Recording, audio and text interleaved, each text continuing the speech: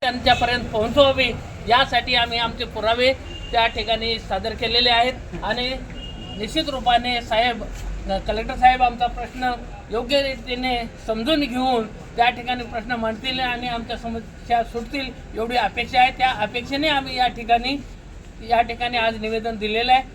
धन्यवाद। एक मिनिट थांबा। मी रेणुका मारुती घोरपडे। आमचे दत्ताभाऊ सुरवशी यांच्या नेतृत्वाखाली आमचा मोर्चा आझाद मैदानावर आता 23 फेब्रुवारीला झालेला आहे आणि त्याची तात्काळ मंत्रालयामध्ये पण चर्चा चालू आहे। काही कामगारांनी आमचा मुद्दा मांडलेला आहे आणि त्या मुद्द्यावर मला वाटते ठामपणाने सरकारने काहीतरी ठाम निर्णय द्यावा, कारण आमच्यावर खरंच अन्याय होत आहे।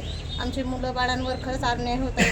सगळे डॉक्युमेंट असताना पण समिती आमच्या व्हॅलिडिटीपासून आम्हाला वंचित ठेवत आहे। तर एवढी विनंती करते की आम्ही ह्या आशाने आलेलो आहोत की बाबा की कलेक्टर साहेब आमचे जे काही आहेत आमचे डॉक्युमेंट पुरावे ते लवकरात लवकर पोहोचवती करतील आणि आम्हाला न्याय भेटेल।